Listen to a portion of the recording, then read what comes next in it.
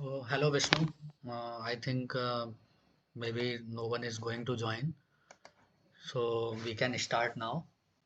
So, my name is Ganesh Shankar Bhandari and I am a PMRF PhD research scholar in IIT Roorkee. And I will be the TA for the problem solving session for this course, Principles of Metal Casting, which you are taking on NPTEL by Professor PK Jha from IIT Roorkee. Okay, so I am going to share my screen.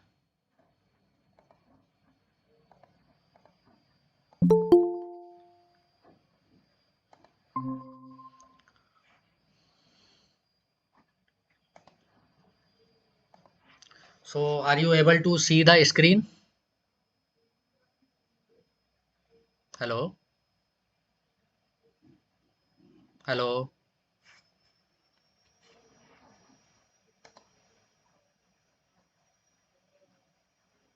Hello, Vishnu? Hello, Ayush? Hello? Am I audible?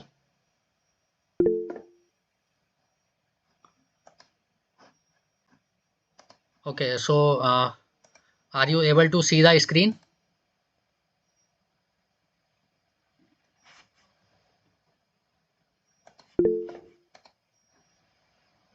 Okay,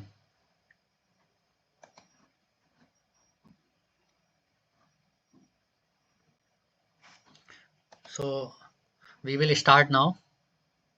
So I will be going through some MCQ questions. Uh, as you are aware, you are taking this course, Principle of Casting Technology by Professor PK Jha, and also you are having some problem solving sessions and you have some assignments. So I will be demonstrating you to some MCQ questions which are similar to your assignments for week 1, week 2, whatever week we are going on. So this is live session 1. So we will go with the assignments problems of uh, assignment problems like you have got in your week 1. Okay. So we will start with some basic introductions. So the all you know that history of metal casting, it is far back from Bronze Age, when humans first began creating tools from metals rather than stones to hunt down the animals for their food applications. And metal casting through the ages, uh, it brought humanity out of the Stone Age, enabled the rise of some of the great ancient civilizations like Mohenjo-daro, Harappa civilization, Greece and Roman civilizations also were able to brought rise with the help of metal castings. Nowadays, most of the automotive manufacturing industries are using metal casting for making different types of tools and parts of their cars and automations. So the earliest metal casting were made with the gold and copper because these metals were very malleable and they were easy to melt and cast. Bronze soon replaced them because his its high strength and rigidity compared to gold and copper. So the advantage of metal castings are we can cast any type of things with the help of metal casting. We can cast big automotive parts or it can be small sizes also. So also that provides that provides us the feature of complexity in the parts. If part is complex, then we can also do that metal casting. We can't go for forging or something like that applications if the part is very complex.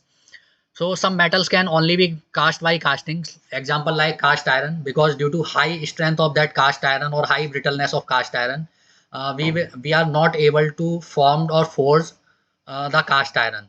So we generally rely on only on metal casting processes for making the cast iron parts.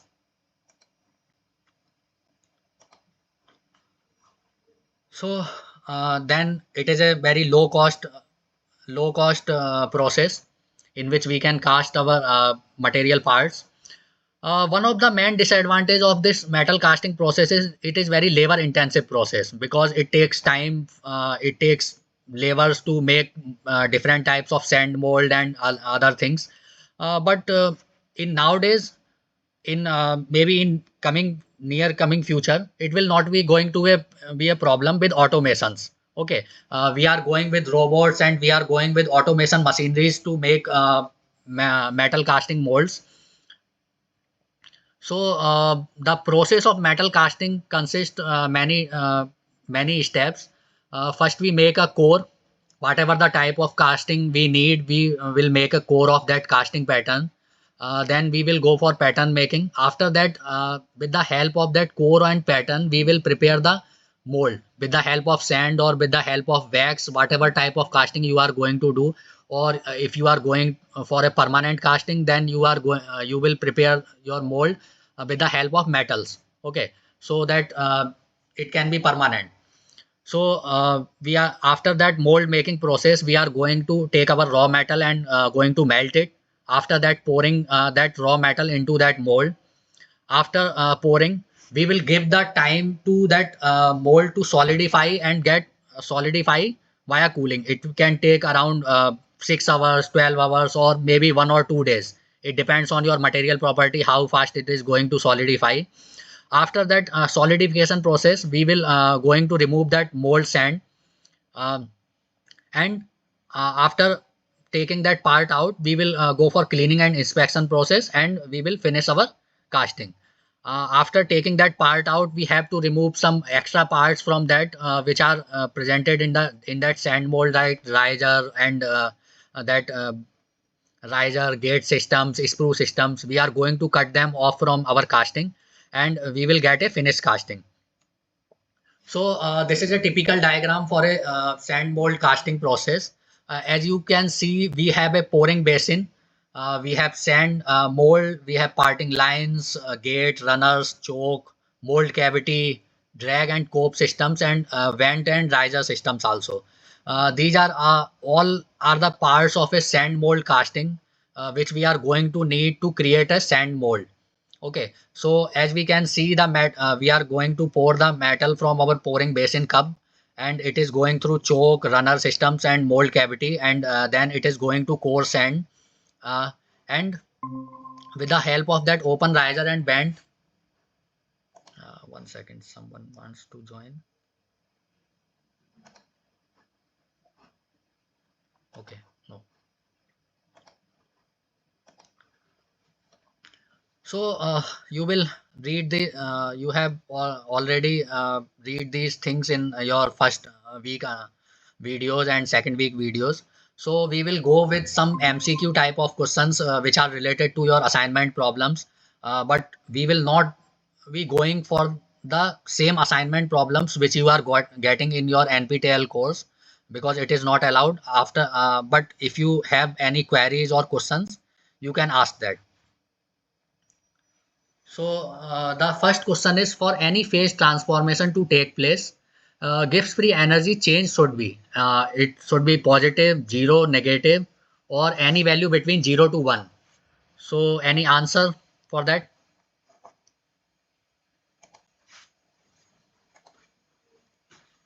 Anyone?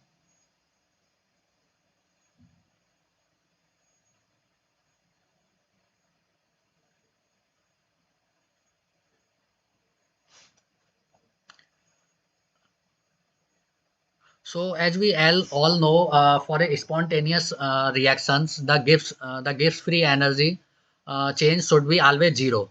So any phase, as we know that phase transformation is also a part of a reaction. So for spontaneity of that process, the Gibbs free energy change should be negative always. But we know that it should be negative. But the explanation regarding that, I will give you the some explanation regarding why it should be zero for that any phase transformation to take place. As we all know, with the thermodynamics equations, that total entropy change is the sum of total entropy change of system and total entropy change of that surroundings. Delta S total equal to delta S system plus delta S surrounding, where delta S total equal to total entropy change for the process, delta S system is total entropy change for the system, and delta S surrounding is total entropy change for the surroundings. In case of thermal equilibrium between system and surroundings, temperature change between system and surrounding, delta T equal to 0. So hence we can say that enthalpy lost by the system is gained by the surroundings. So it will be delta S total equal to delta S system plus delta S surroundings. So the entropy change of the surrounding is given as delta S surroundings equal to delta H surroundings divided by T equal to minus delta S systems divided by T. As we know that whatever we are losing from whatever enthalpy we are losing from system, it is going into the surroundings. So it will be negative of that surroundings. Okay, so delta S total equal to delta S system. So we can write it in that way: delta S total equal to delta S system plus minus delta H system into T. So here delta S surrounding is change in enthalpy of the surroundings and delta S systems equal to change in enthalpy of the systems. So as discussed earlier, for the spontaneity of a process, delta S total always greater than 0. Above equation becomes T delta S system minus delta S system greater than 0. So above equation can be related to Gibbs equation as we can see delta S system minus T delta S system is always less than 0. So delta G system should be always less than 0 because delta G system equal to delta S system minus T delta S.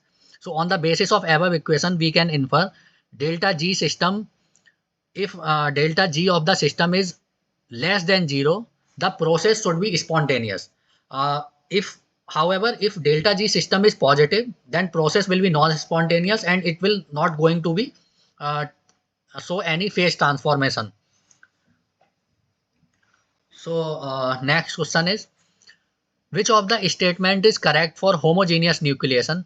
Statement 1, foreign particles assist in nucleation.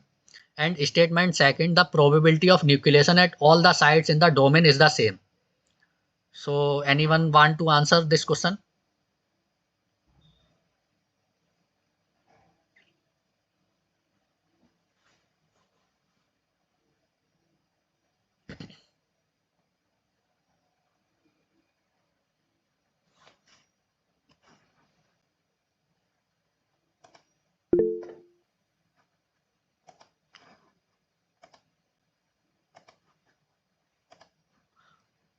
Okay, Ayush. So you are saying option B.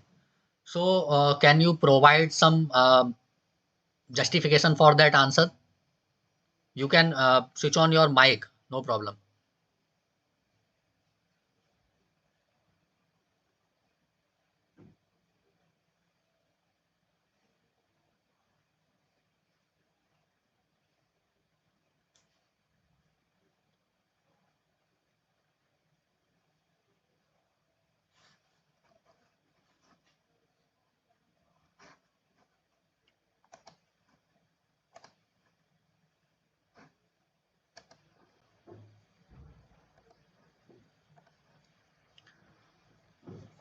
Okay, so I will provide you some insight into this. Uh, as we all know, we are talking about homogeneous nucleation. And in that homogeneous nucleation process, we are not going to provide any foreign particle which can assist in that nucleation process. So if when we are talking about homogeneity, it means the process should be same at all places.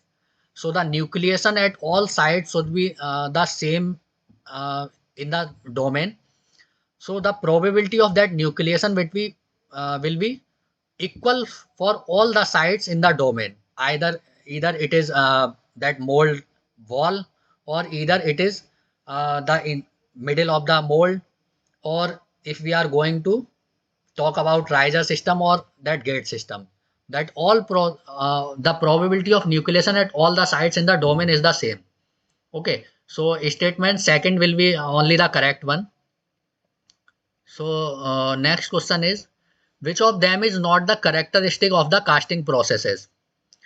Ease in manufacturing large size product, design versatility, flexibility of process, and it is highly expensive process.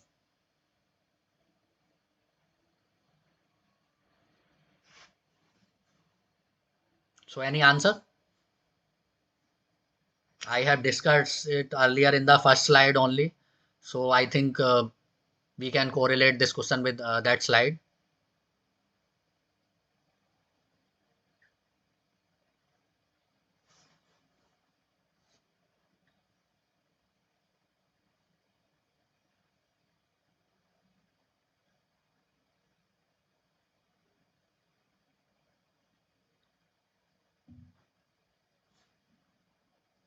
So we will go with one by one option.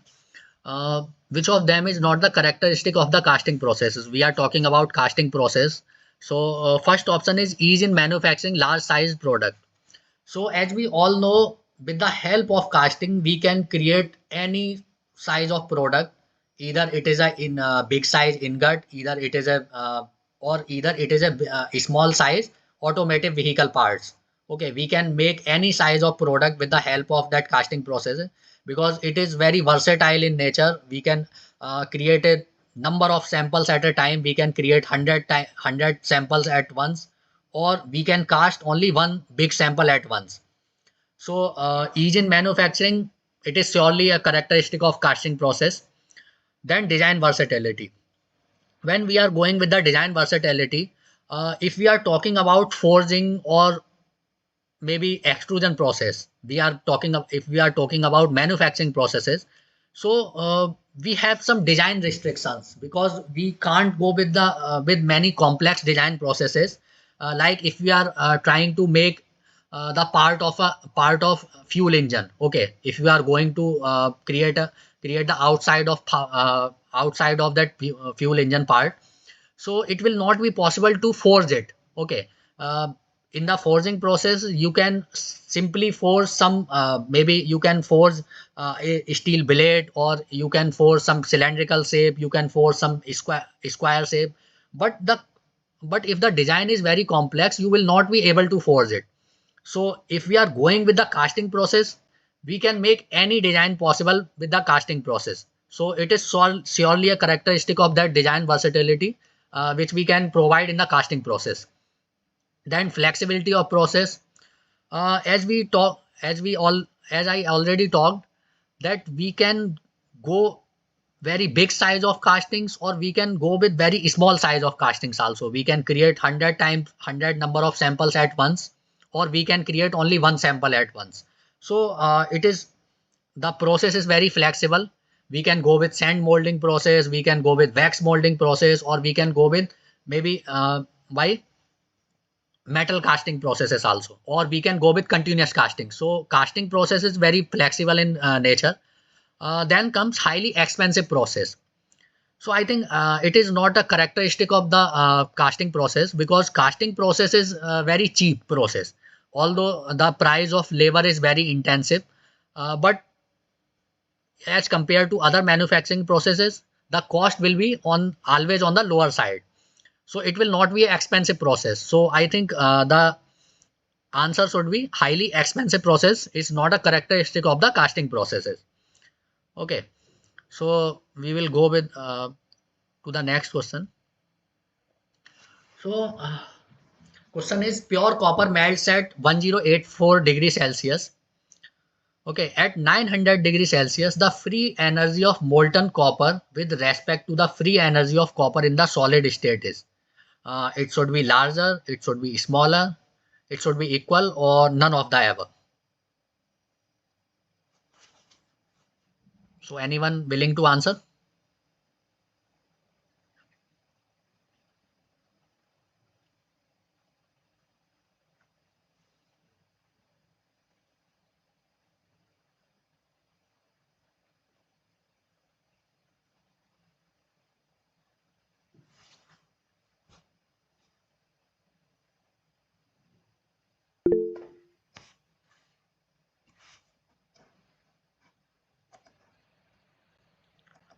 Okay, Vishnu. So you are saying the answer is B. So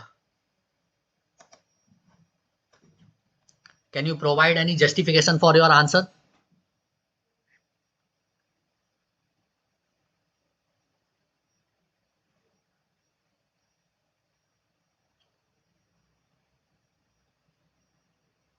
Okay. So we will go with that delta G. We have already talked about delta G, and we have talked that delta G should be negative, okay, or less than zero in case of that phase transformation process. Okay, and one thing we also know, any stable thing, okay, whatever the most stable state of that phase, at that particular temperature or time or whatever the conditions are, it should always try to be in the least possible energy state. Okay, we all know that with the thermodynamics. So we are talking about pure copper. Okay, it will melt at 1084 degrees Celsius. That melting point is 1084 degrees Celsius. So that delta G should be 0, less than 0 for melting the of copper. But when we are talking about 900 degrees Celsius, so we are talking about the free energy of molten copper with respect to the free energy of copper in the solid state. So we are comparing the free energy of molten copper with the free energy of copper in that solid state at 900 degrees Celsius. So as written in the question, the copper melting point is 1084 degrees Celsius. So I think it will not be possible for copper to be in molten copper state at 900 degrees Celsius. It will be always in the solid state at 900 degrees Celsius. Okay. So the least stable state of the copper at that time is molten copper. Okay. Because it has the higher energy.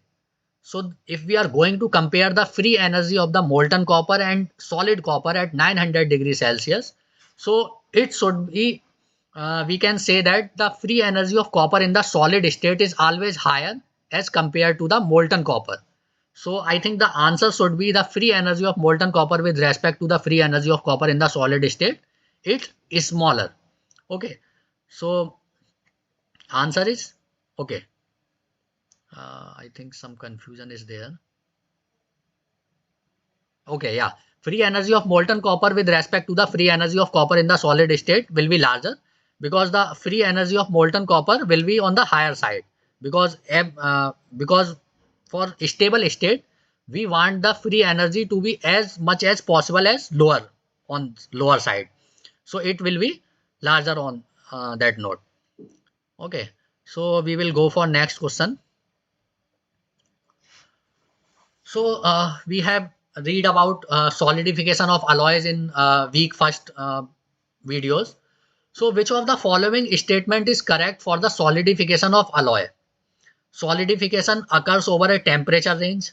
Okay, we are talking about a alloy. Okay, so first option is solidification occurs over a temperature range. Solidification occurs at a constant temperature or constitutional supercooling assists during the solidification process, or both B and C are correct statements. So anyone want to answer this question?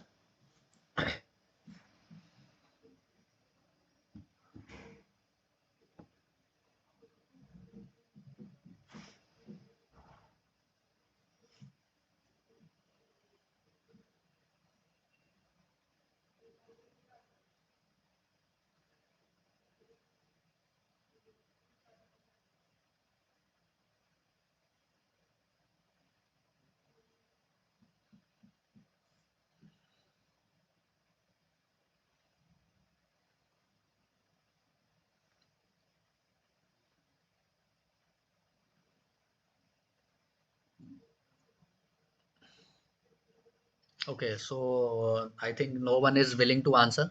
So I will explain this. We are talking about solidification.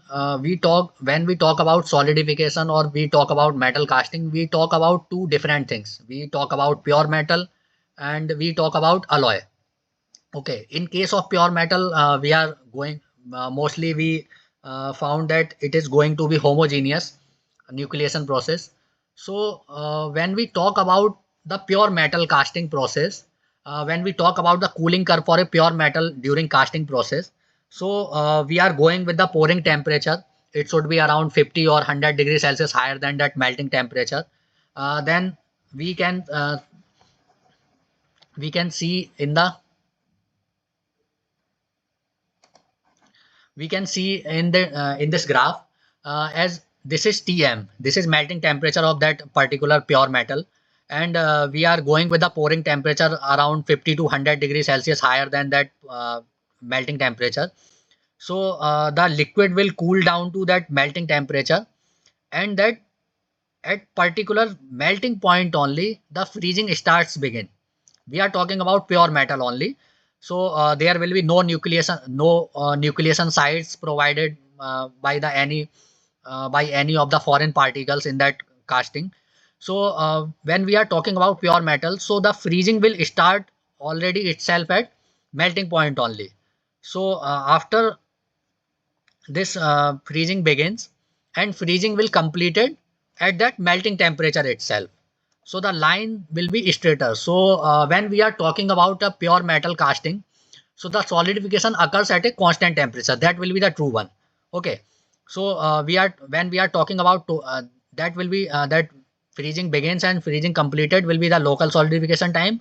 And we are when we are talking about total solidification time, then it will be counted from that pouring temperature when we have poured the liquid metal into that casting. Okay. So from that time, the time of solidification will start. So total solidification time will be from pouring temperature to that freezing temperature. Okay. After that freezing temperature, only the solid cooling will happen, because the liquid metal has converted into the solid part now, but that solid has a temperature of around that melting point.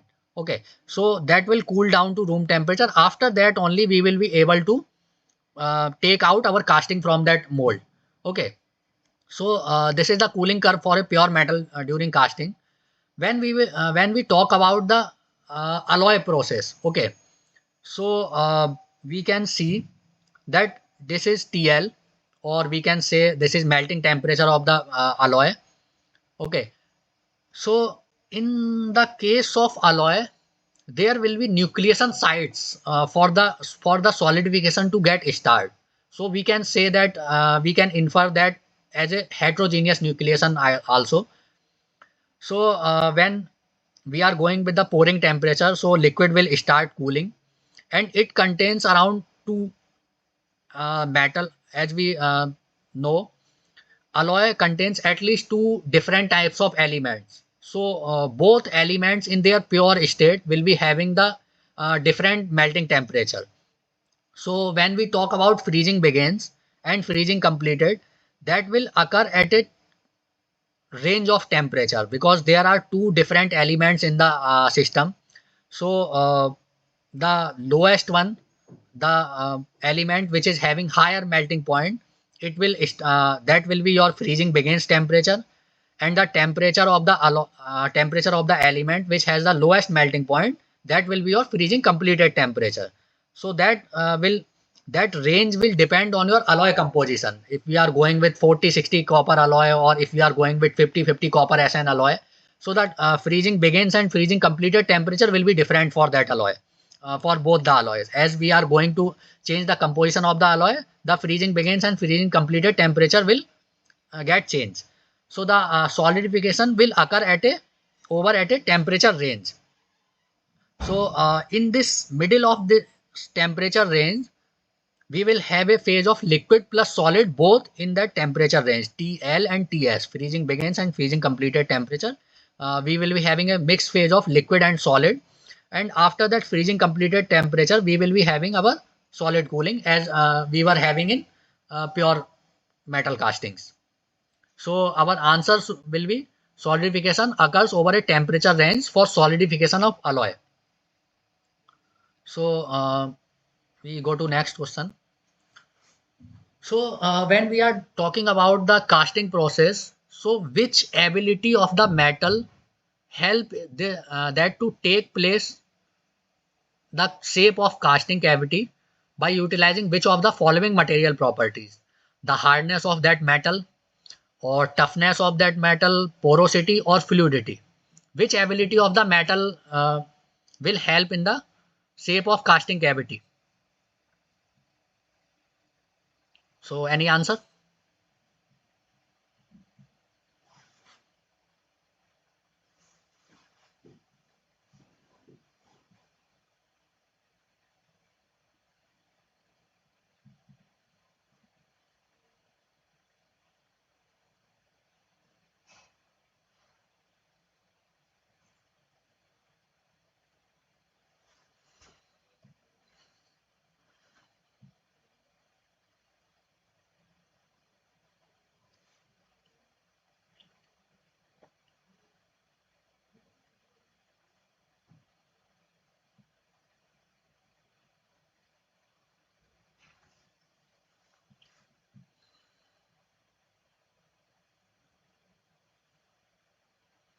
Okay, so we will go with one by one all of the properties of metal.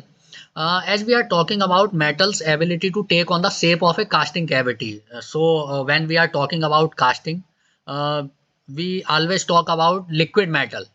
Okay, because in casting process we are going to pour the metal with some superheat into that casting cavity so that it can take the shape of that casting cavity and we can get our part whichever we want to make.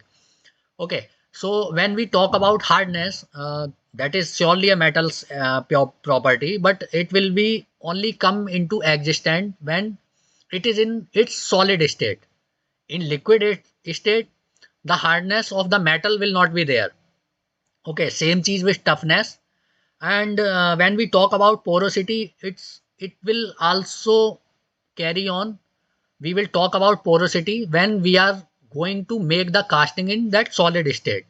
Whatever the pores are there, we talk about those that porosity process. So at last we come to fluidity. So that will be the definitely the property which is going to shape the casting cavity. Uh, so fluidity of that metal will be decided with some factors. Uh, the composition of the alloy or metal, whatever you are going to take. So it will decide the fluidity of that molten metal. And one more thing is there, how much superheat you are going to give it to your molten metal. Uh, for example, if we take copper, then melting point of the copper is pure copper is 1084 degrees Celsius. So whatever superheat we are going to give the pure copper, it means whatever the pouring temperature is there. If we are going with the pouring temperature of 1200 degrees Celsius, and if we are going with that pouring temperature of 1300 degrees Celsius, so surely the fluidity of that 1300 degrees Celsius molten metal will be higher compared to 1200 degrees Celsius. So the fluidity is going to be the main material metals property which is going to decide the shape of the casting cavity. So if the fluidity of a metal is high, then we can cast any shape. Okay, either it is very complex or either it is very uh, low complex in design. We can shape any casting. But if the fluidity of the metal is not that much high, then we will not be able to cast many complex shapes. I think someone wants to join. Okay.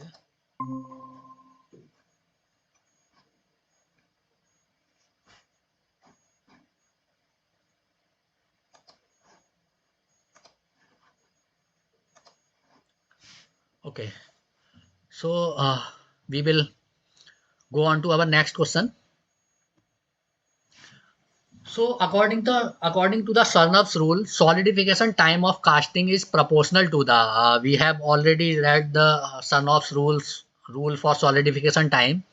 So the solidification time of casting is proportional to the ratio of volume of casting to its surface area, square of the ratio of volume of casting to its surface area, square of the ratio of surface area of casting to its volume, or ratio of surface area of casting to its volume.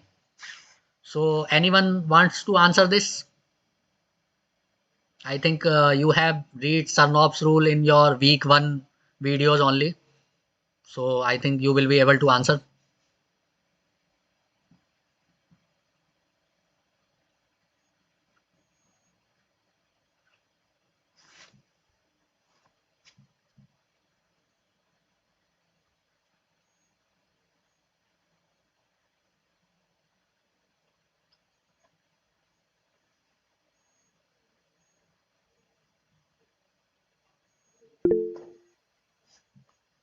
Okay, I think someone has answered.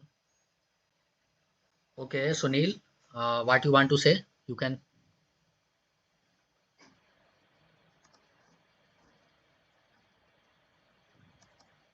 Hello, Sunil. Are you able to listen my voice? You can answer if you want to, or if you have some query. Okay. So you are saying option C. Okay. So no, I think the option B is right. Square of the ratio of volume of casting to its surface area. Because we all know the Sarnoff's rule is TS, which stands for solidification time, is equal to constant of that particular metal or alloy into volume upon area, that volume of the casting and specific surface area of casting to the power 2. Okay, whole square of the volume upon area. So the right answer will be square of the ratio of volume of casting to its surface area. Okay, so we go on to next question. So next question is, during the solidification process, the critical radius of nucleation is determined by the relationship between the fill in the blanks term and the term. So we all know the critical radius. When we talk about solidification process, we talk about two types of energies. Uh, Two types of terms basically we use. One is surface term and second is volume term. So we are talking about the critical radius of nucleation is determined by the relation between the surface energy, volume energy, surface energy and surface area, volume energy and mechanical energy, surface area of casting and volume of casting. So anyone wants to answer this question?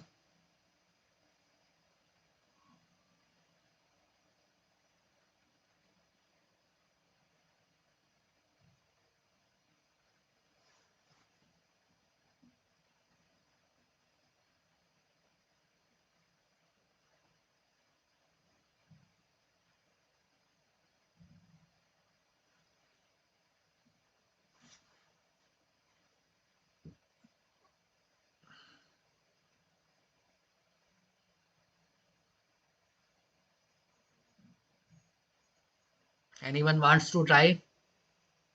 I think these questions are going to help you in solving your weekly assignments. So that's why we are having this problem solving session. So you have to participate, guys.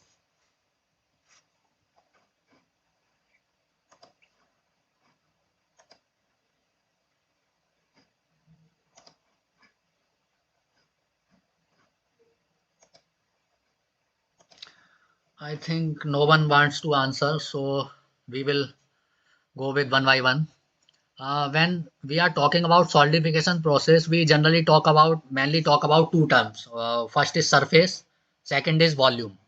Okay, so that can be answer surface energy or volume energies and surface energy and surface area.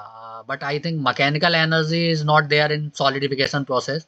There is no need of mechanical energy term. Then D is surface area of casting and volume of casting.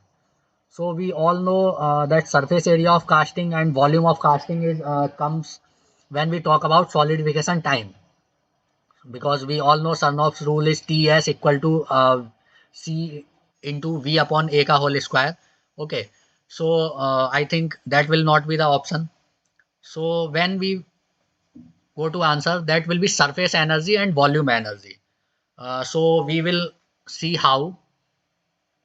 So when we talk about that energy term, the solidification energy, then we talk about delta F equal to 4 by 3 pi r cube delta G plus 4 pi r square gamma. So delta G will be your that volume energy term and gamma will be your uh, surface energy term.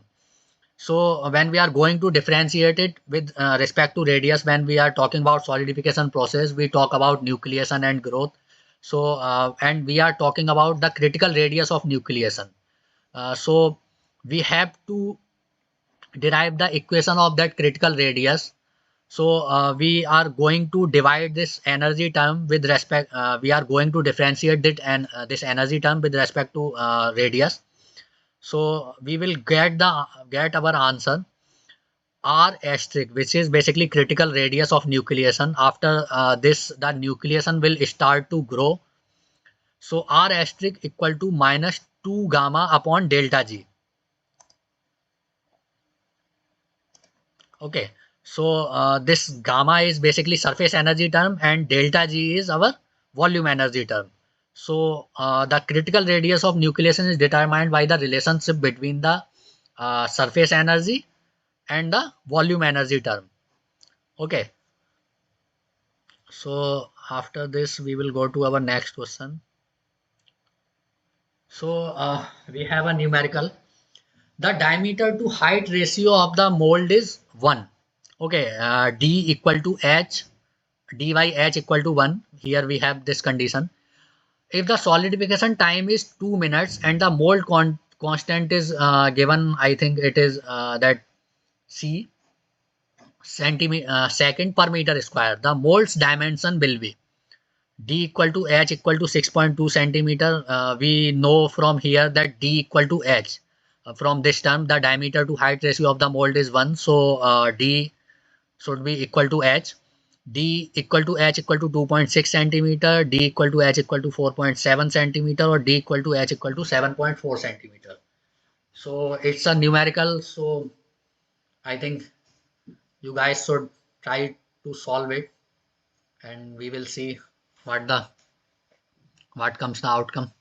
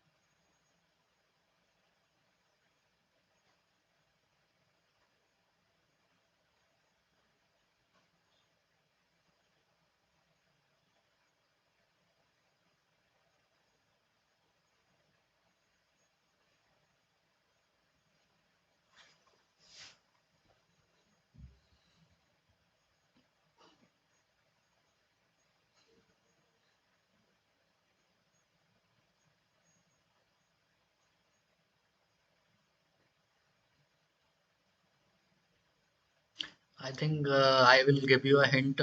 This question is based on the Sarnoff's rule, so you can try to solve it with the help of Sarnoff's rule. Ts equal to C. It is given, which is mold constant, and equal to into V by A ka whole square. So we want to know the diameter to height ratio of the mold. We have given. So what should be the dimension of the mold?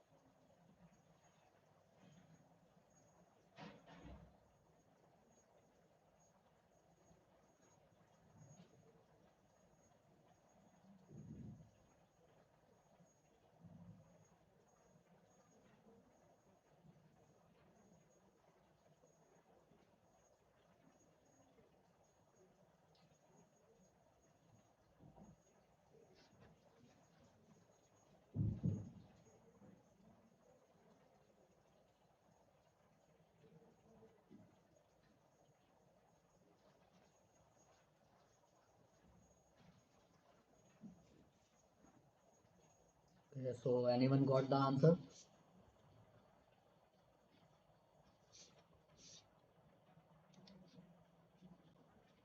Hello, Vishnu.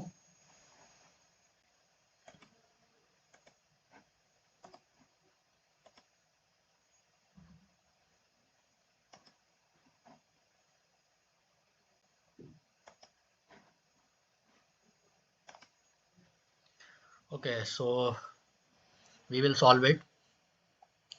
So as we know, we are going to solve it with the help of, I think, Sarnoff's rule. So we have given d by h equal to 1 and time of solidification. TS equal to 2 minutes. So we have two things. One is TS and second is CM. So we will convert that mold constant into minute per centimeter square, which is the ideal condition for our Sanoff's rule. So it will come around 3.26 minute per centimeter square. So now we know D equal to H. So we will be able to create our V and A. So we volume will be pi d square h by 4 plus pi d square h by 4, and we know d equal to s, so we will put here d. So it will come to pi d cube by 4. Same thing with the area. So we can calculate the area in the terms of d, and we can put all things together in the Sarnoff's rule. Ts equal to cm v by a ka whole square. So it will come to 3.26 into d square by 36, which will equal to 2. As we all know, the solidification time is 2 minutes. So after solving this equation, we will get this answer as d equal to h equal to 4.7 centimeter, because we are going to solve it for this d here. So it will come to 4.7 centimeter square, and we know d equal to h is given. So the diameter and height will be equal, and it will be 4.7 centimeter square. Okay, so coming to next question. Lower value of central line feeding resistance CFR indicates that the material is a large freezing range alloy and can be easily feed, difficult to be fed into the mold, easy to be fed into the mold, of eutectic composition and very difficult to be fed in the mold. So anyone wants to answer this question?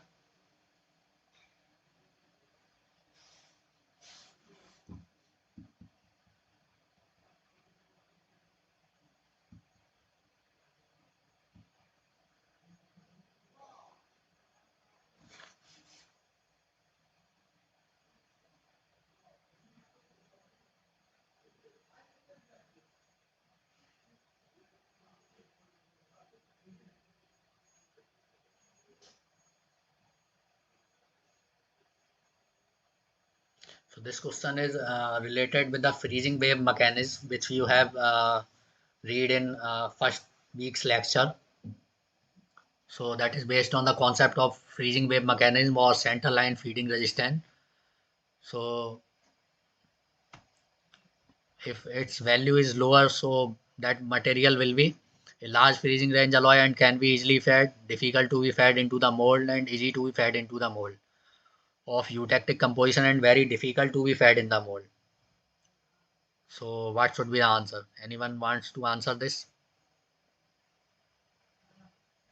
Vishnu, are you there?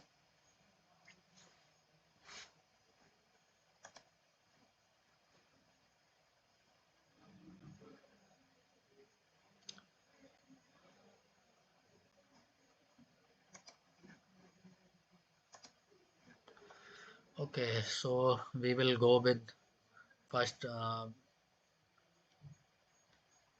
We will try to understand what is central line feeding resistant. Okay, so when we are talking about the solidification in a mold, then we talk about two things. First is that mold phase, and second is time. We are going to make a graph between them, mold phase and time. And as we are going from the distance of the mold phase, as we are going away from the mold phase, as we all know, during solidification, the first solidification will start at the wall of that mold. Okay, so the we will get the equax grain there.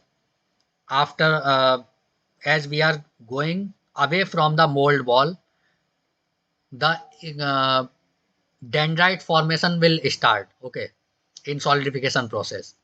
So when we talk about this center line feeding resistance, we talk about our mold phase and time. As we can see, we have a line from here to here. So this is the distance from the mold, and this is the center line of the mold. If the mold is around 2 meters thickness, so the center line will be at around 1 meter, we are talking about middle of the mold. So in both side we have a mold phase, and at mold phase the first solidification will start at the mold phase only. So when we are talking about a alloy or whatever the pure metal we are talking about, so it will start from the mold phase. So this will be our start of solidification. Okay. So when we are going towards the center line of the mold, so this curve will go like this.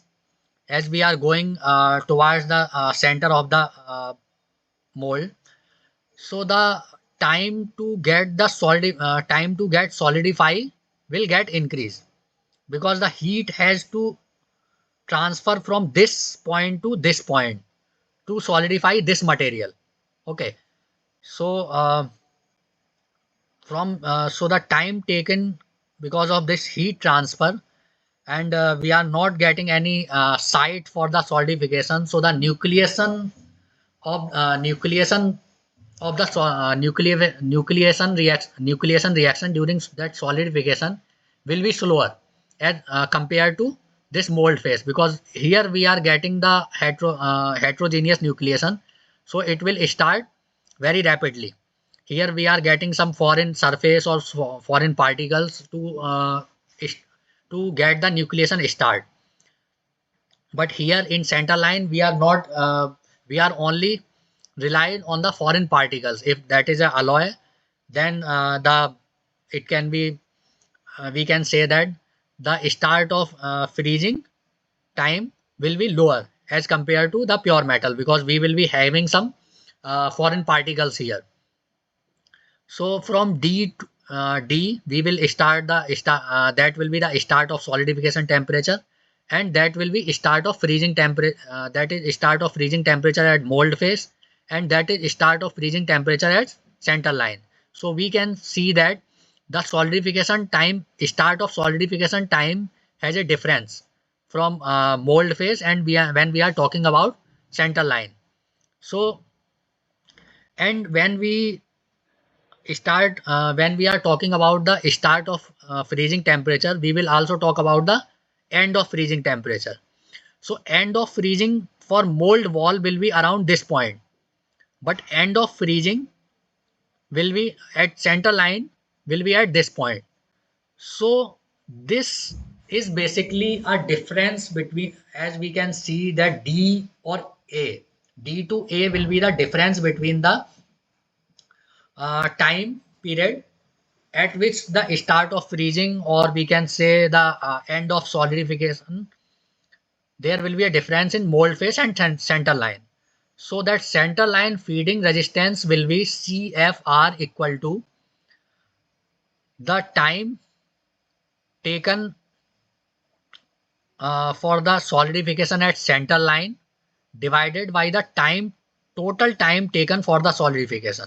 So the total time taken for the solidification will be from this point to this point, and the time taken for solidification at center line will be from this point to this point. So that will be your center line feeding resistance. And we talk about the ratio of this point divided by this point. We can say if the value of center line feeding resistance is lower, so the easy to be fed into the mold, because the fluidity of the system will remain okay, because at center line it is not getting we can say it is not getting solidified. So it will be easy to fed into the mold. It can go up to any complex site which is present in your mold cavity. So we can say lower value of center line feeding resistance indicate that the material is easy to be fed into the mold, because a large freezing range alloy and can be easily fed, difficult to be fed into the mold. These cannot be an option. So we will go with the ratio of that CFR, and we can say it will be easy to be fed into the mold. So we come to next question. So our next question is, which of the following statement is or are true for heterogeneous nucleation? Uh, Previously we talked about homogeneous nucleation. Now we are talking about heterogeneous nucleation. So heterogeneous which of the following statement are true for heterogeneous nucleation? First is foreign particles assist in nucleation. Foreign particles alters the solid liquid energy. Degree of supercooling requirement is less compared to homogeneous nucleation, and probability of nucleus at all the sites in the domain is same. So any answer for this question?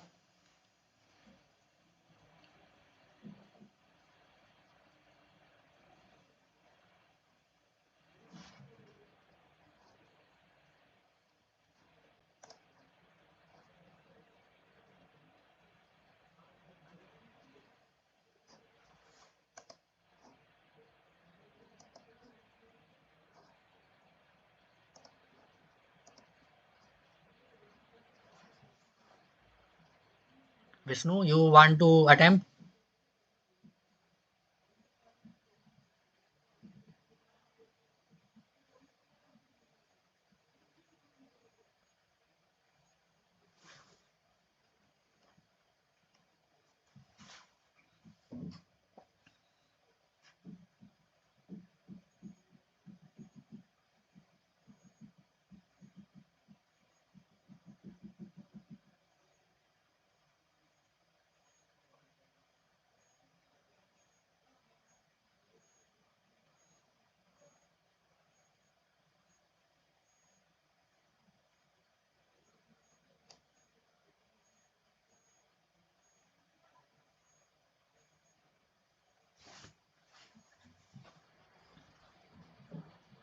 Okay, so we will go with one by one point.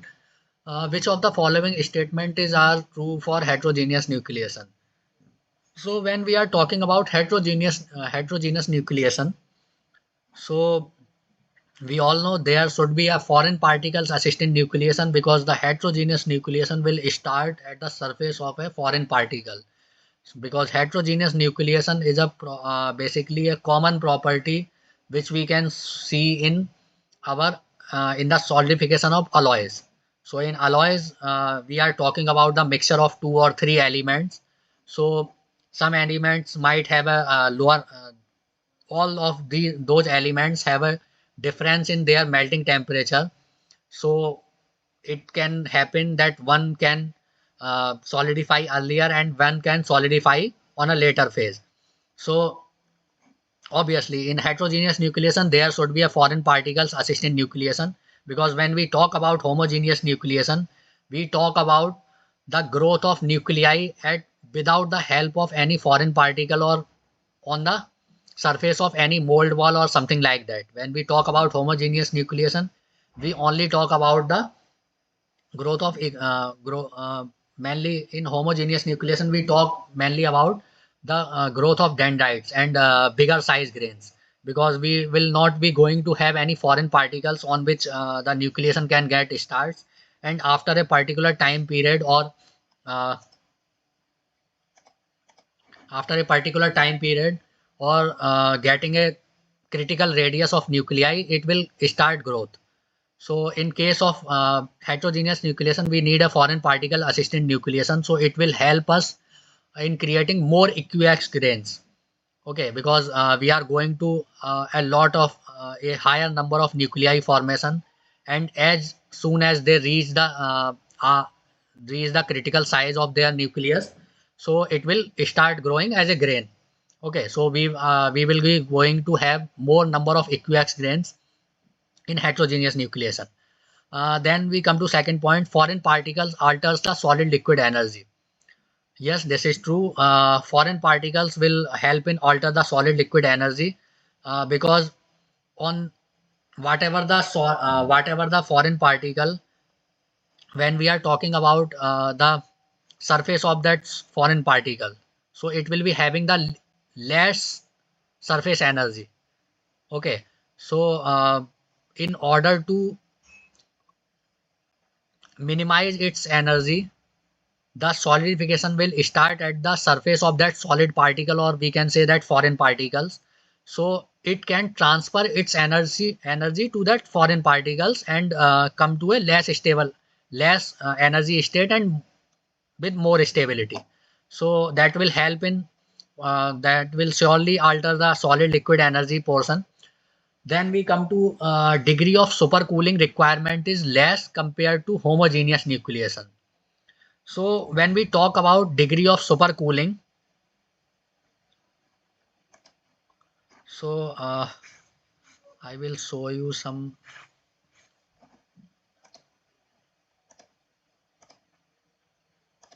So when we are talking about degree of supercooling, so we talk about this.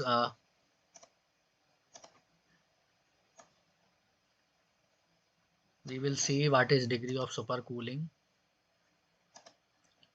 Okay. So when we talk about our solidification, so we talk about we see the graph like this. Okay. That will be our pouring temperature, and in case of alloy, that will be the solidification range, and after that it will cool down as a solid. Okay. So when we are talking about the degree of supercooling requirement is less compared to homogeneous liquefaction. When we talk about the homogeneous nucleation, then we talk about degree of supercooling, because we all know in pure material it will be like this. Okay, when we talk about degree of supercooling, so we can say the melting temperature will not be the start temperature for the solidification. So we have to provide some supercooling. So it will go like this. So that range will be your supercooling temperature. Okay.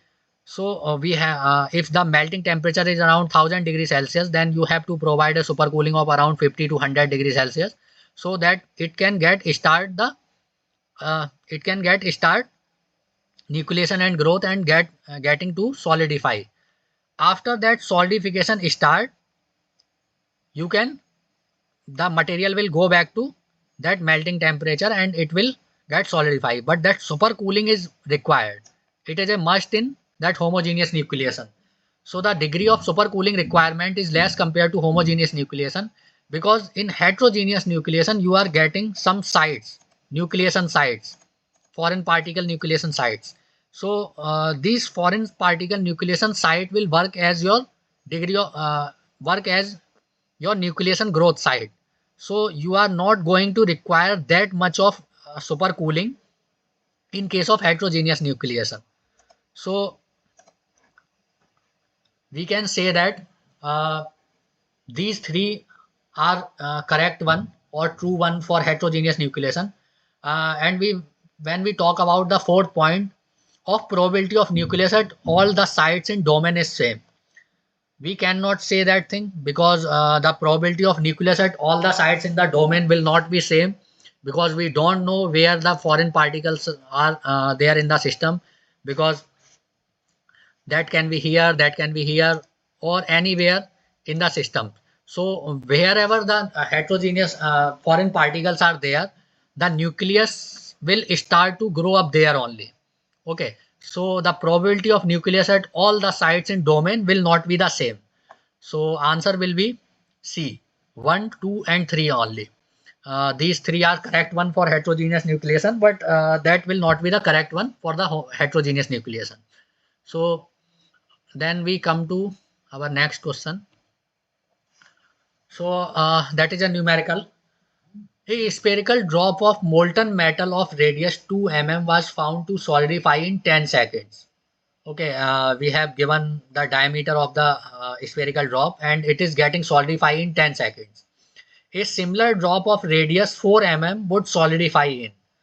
We are talking about same material, and we are here we can say we are not talking about any mold or something like that. So we are talking only about the spherical drop of molten metal, and a similar drop of radius 4 mm would solidify in. So similar metal drop, but the size of the drop will be bigger, around 4 mm.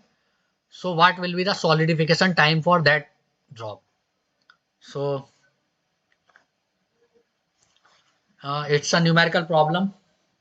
So try to solve it first, then we will see. how to go with it.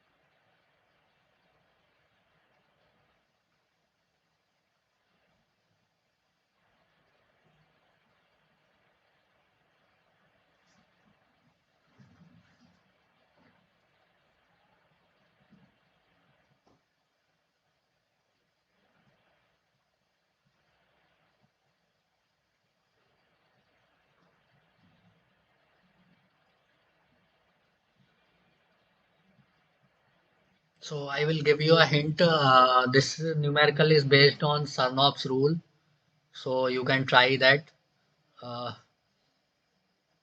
applying Sarnoff's rule in this numerical, because we have given the radius of that molten metal, so we can calculate the volume and area of the spherical particle. And we have given the Ts solidification time, and we have given the radius of the another drop also. And I think the mold constant will be the same for both the cases, because we are talking about the same molten metal or same uh, piece of that spherical, whatever the mold we are using, so that will be the same. So C will be the same.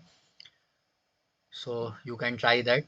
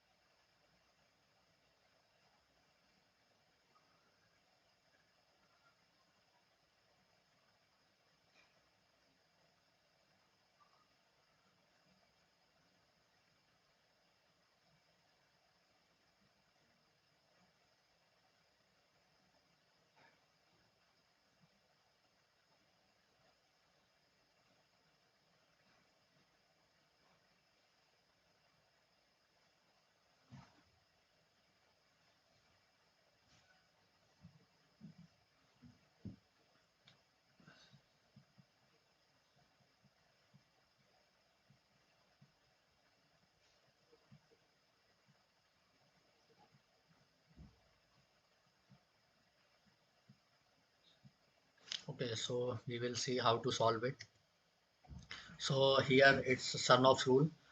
Ts equal to mold constant into V by A ka whole square. V by A whole square. Okay, so we just have to put whatever we are having here. We have the radius of this spherical drop. We will go with the first drop, because we have the solidification time for this.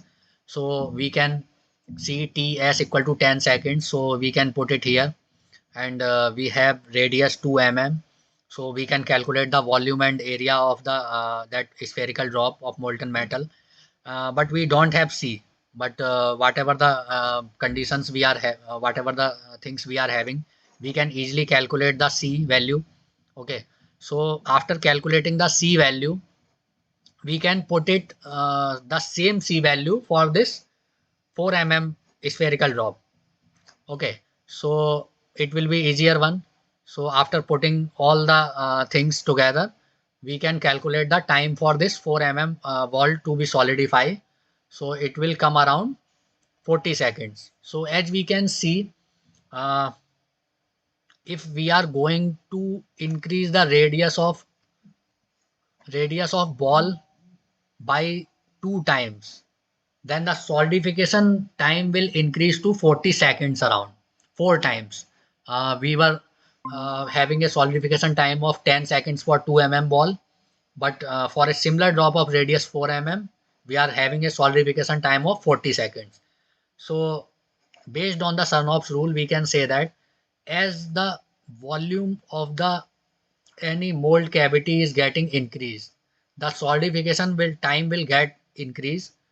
But if we are talking about surface area, if surface area is more, then definitely the solidification time is going to be lower one, because on the mold surface we all know, with the help of mold surface we can get a higher solidification rate, because the liquid will start to solidify first at the mold walls. So if the surface area of the casting is higher, so the mold walls area will be higher, so the solidification will start very rapidly, and we are going to have a less solidification time. But when we are talking about a spherical drop, so the surface area will always be on the lower sides. So next question is a numerical. A cylindrical blind riser with diameter d and height h is placed on the top of the mold cavity of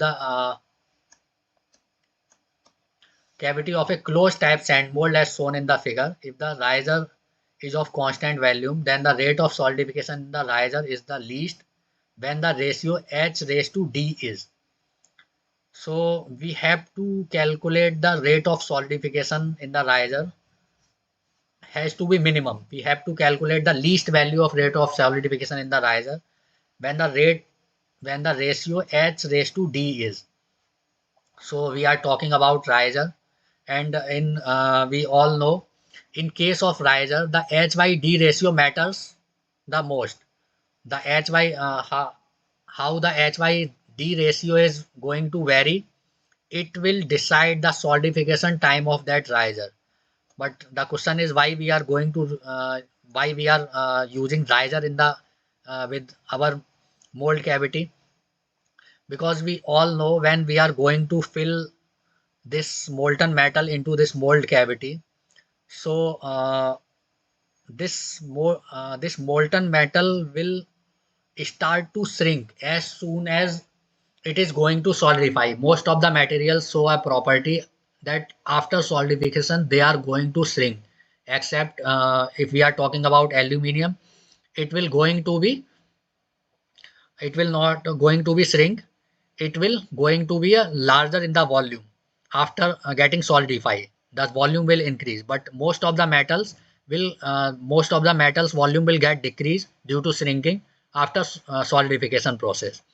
So when we are going with our mold cavity, so whatever the size we want, we will not going to get that size. Okay, because the material will getting shrink during solidification. So we provide the riser option there to fed that cavity which is prepared due to the shrinking of that mold during solidification. Okay, the one more thing is there.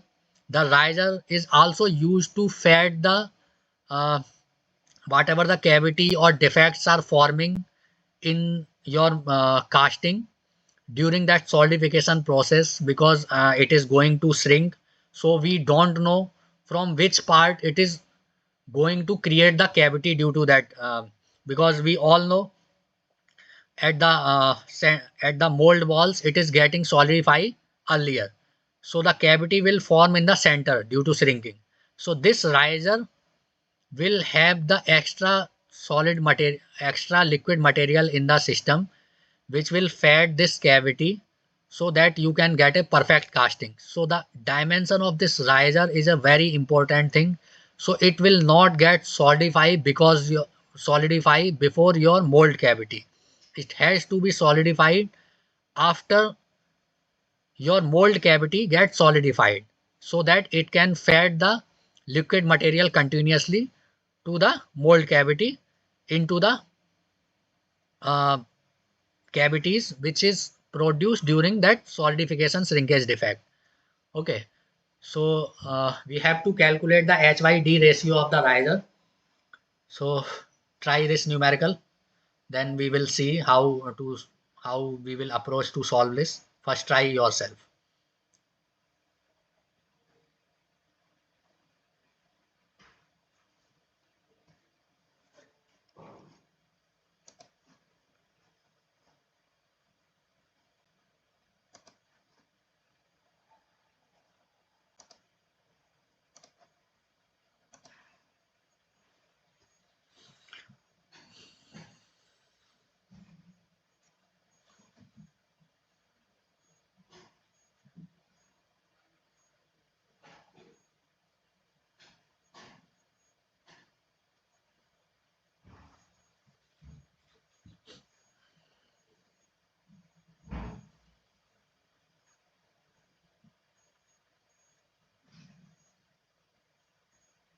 So one thing we have to make sure, the reason behind this question is, one thing we have to make sure that riser should be solidified at last.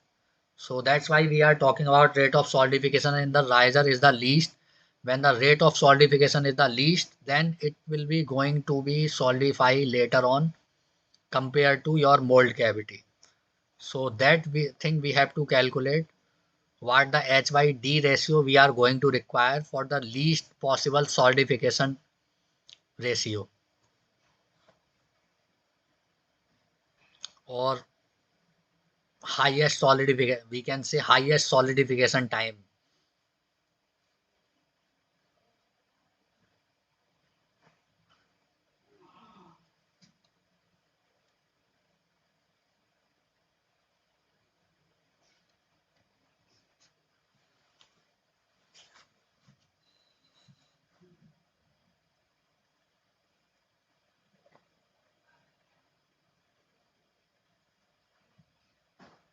Because this is not a spherical one, so we need two dimensions here. We need H and we need D, but we just need the ratio of H by D that will be applicable to whatever the size you are going to make it. If H is around 10 centimeter, then you have to vary your diameter according to that only. So you can make any big size riser or a small size riser with this H by D ratio. So size is not going to matter. The thing which is going to matter most is this H by D ratio. So keep that in mind. Try to solve this numerical.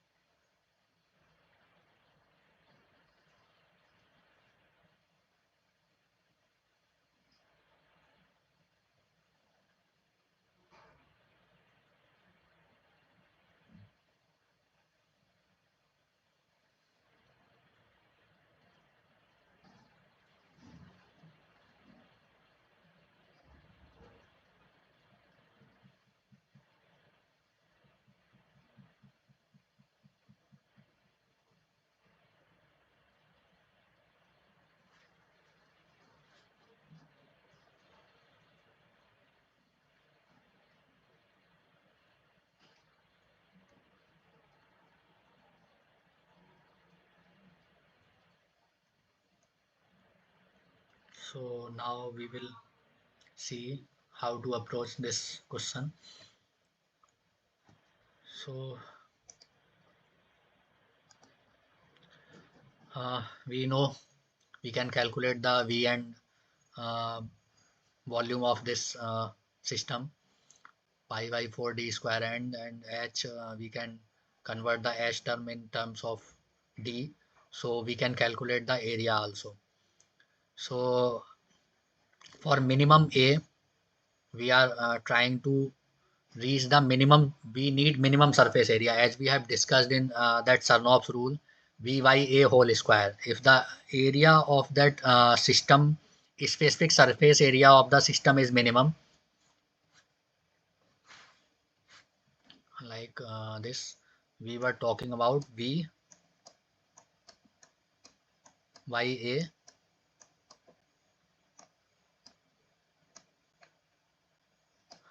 whole square.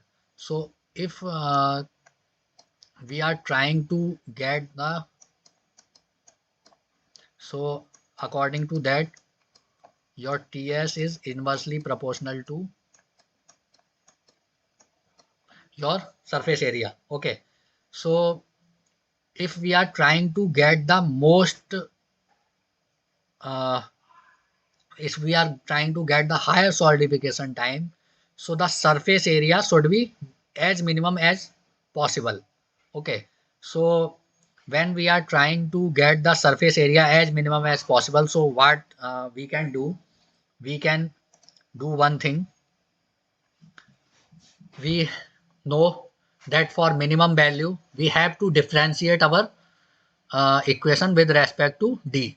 So here we are having a specific surface area pi dh plus pi by 4 d square. So when we are going to differentiate it with d and going to equate it with 0, then we are going to get our minimum surface area, or we are going to get the value of d. So from there we can get for minimum surface area dAs by dd equal to 0. So when we are going to solve this equation, we are going to get v equal to pi d square 8 equal to pi by 4 d square h. So from here we have got this. So d equal to 2h.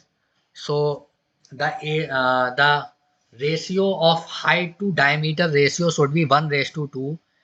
It means if the height is around 1 centimeter, then the diameter should be around 2 centimeters. So in that way only it is going to solidify at highest possible time. So with the help with the help of this, we can calculate the solidification time of our so with this we are going to end our session, or if you have any doubt, you can ask your doubts here regarding your first week's lecture, and we will otherwise we will meet next Sunday again. Hello Vishnu, do you have any doubt regarding this session or regarding your first week NPTEL lectures?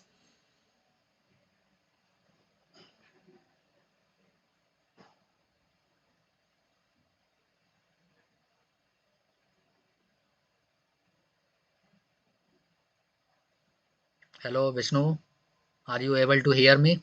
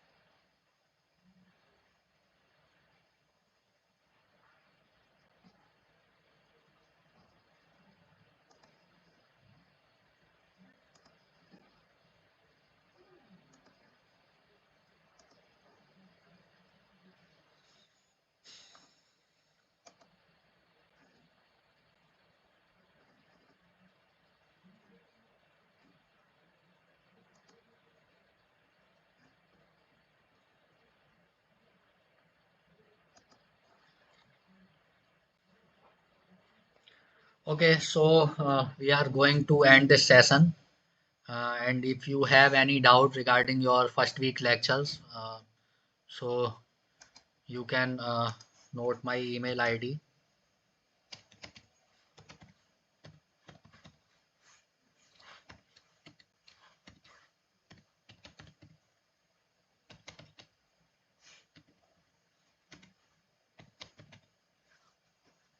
I think you can share your doubts with me on my email ID also if you want to ask anything. So we are going to end this session here. Okay, we will meet next Sunday again with some new problems. And if you are having some doubts in your second week lectures, so you can ask them also in that session, because we know you are not going to have any live sessions remaining, because you are only going to have your lectures in video form. So on every Sunday from 4 to 6, there will be a live session on this course. So you can ask your doubts there. Okay. Okay. Thank you for joining. Thank you, Vishnu. You can leave.